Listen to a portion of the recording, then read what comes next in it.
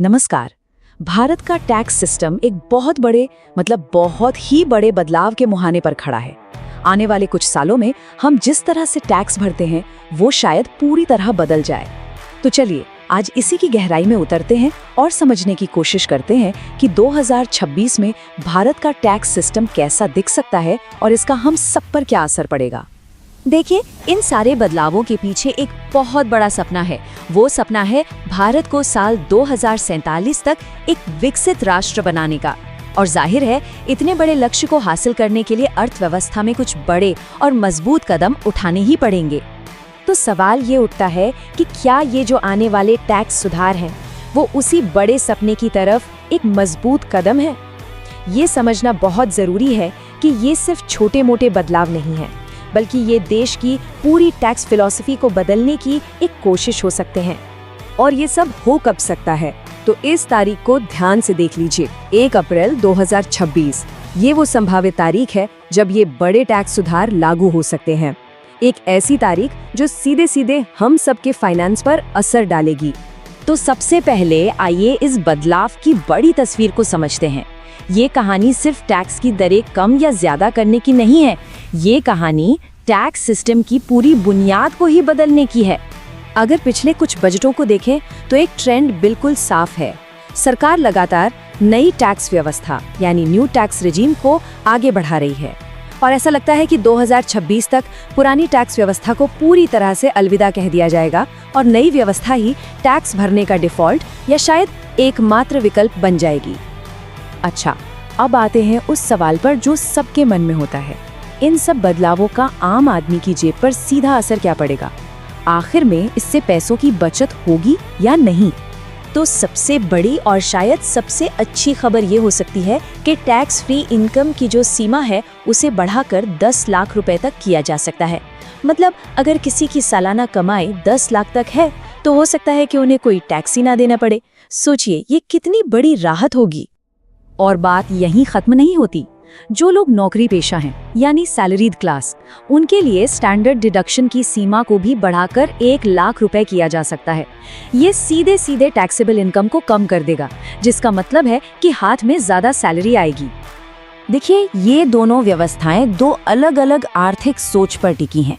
पुरानी व्यवस्था कहती थी कि आप ATC जैसी छूट का फायदा उठाकर पैसा बचाइए, निवेश कीजिए। वही नई व्यवस्था का मकसद है कि टैक्स की दरें कम रखी जाएं ताकि लोगों के हाथ में ज्यादा पैसा आए, वो ज्यादा खर्च करें और अर्थव्यवस्था का पहिया और तेजी से घूमे।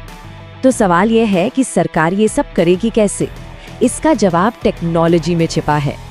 लक्ष्य एक ऐसा टैक्स सिस्टम बनाने का है जो बेहद आसान, स्मार्ट और पूरी तरह से डिजिटल हो।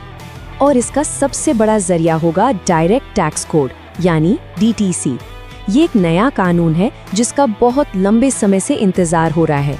इसका मकसद है 1961 के पुराने और उलझे हुए इनकम टैक्स एक्ट को हटाकर एक सरल और साफ सुथरे कानून को लाना ताकि कानूनी पचड़े कम हो।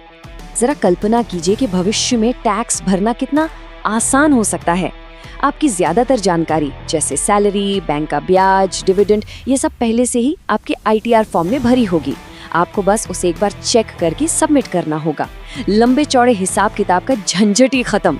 ये सुधार सिर्फ आम टैक्स पेयर्स के लिए नहीं है। इनका एक बहुत बड़ा मकसद देश की आर्थिक तरक्की को रफ्तार देना भी है। इन्हें एक ऐसे इंजन की तरह डिजाइन किया जा रहा है जो पूरे देश की प्रगति को आगे खींच कर ले जाए। इसका असर कई सेक्टर्स में देखने को मिलेगा, जैसे भारत को एक ग्लोबल मैन्युफैक्चरिंग हब बनाने के लिए नई कंपनियों को टैक्स में बड़ी रियायतें मिल सकती हैं। स्टार्टअप्स को बढ़ावा देने के लिए टैक्स छूट का समय बढ़ाया जा सकता है और साथ ही ग्रीन बॉन्ड्स जैसे निवेश पर छूट देकर देश को सस्टेनेबिलिटी की तरफ भी बढ़ाया जा सकता है। लेकिन यहाँ एक बहुत बड़ा सवाल खड़ा होता है। अगर सरकार टैक्स में इतनी सारी राहत दे देगी तो फिर देश के विकास, सड़कों और बाकी जरूरी चीजों के लिए पैसा कहाँ से आएगा? ये राहत और राजस्व के बीच संतुलन बनाने की एक बहुत बड़ी चुनौती है। यही सरकार की सबसे बड़ी दुविधा है। एक तरफ टैक्स पेयर्स को राहत देनी है ताकि उनके हाथ में ज्यादा पैसा आए, लेकिन दूसरी तरफ ऐसा करने से सरकार का राजस्व यानी उसकी कमाई कम हो जाती है, जिसकी जरूरत देश चलाने के लिए होती है। तो फिर सरकार इस मुश्किल रस्सी पर चलेगी कैसे? ये संतुलन आखिर सधेगा कैसे? बिना कमाए खोए लोगों को राहत देना मुमकिन कैसे होगा? इसके लिए सरकार के पास एक दो तरफा रणनीति है। पहला, टैक्स बेस को बढ़ाना, मतलब ज्यादा से ज्यादा लोगों को टैक्स के दायरे में लाना। और दूसरा, टेक्नोलॉजी का इस्तेमाल करके टैक्स चोरी को रोकना। आर्टिफिशियल इंटेलिजेंस और डेटा एनालिटिक्स की मदद से हर तरह के लेन देन पर नजर रखी जाएगी ताकि हर कोई ईमानदारी से अपना टैक्स भरे। तो इस पूरी बातचीत का निचोड़ क्या है? इन सभी संभावित बदलावों को देखते हुए भविष्य के लिए खुद को कैसे तैयार करना चाहिए? कुल मिलाकर हमें कुछ बड़े बदलावों के लिए तैयार रहना होगा, जैसे कि कम टैक्स दरें, टैक्स भरने की एक बेहद आसान डिजिटल प्रक्रिया, एक स्मार्ट और टेक्नोलॉजी से लैस टैक्स डिपार्टमेंट और अर्थव्यवस्था का झुकाव बचत से ज्यादा खर्च की तरफ होना। तो सबसे जरूरी बात क्या है? देखिए, एक्सपर्ट्स की सलाह बिल्कुल साफ है। इंतजार मत कीजिए।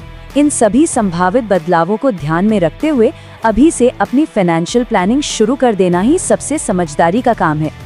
और आखिर में एक बड़ा सवाल जो ये पूरी बहस खड़ी करती है, नई टैक्स व्यवस्था खर्च को बढ़ावा देती है, जो छोटी अवधि में अर्थव्यवस्था के लिए अच्छा हो सकता है। लेकिन क्या बचत के बजाय सिर्फ खर्च पर आधारित अर्थव्यवस्था देश के लिए लंबे समय में यानी लॉन्ग टर्म में सही है? ये एक सोचने वाली बात है।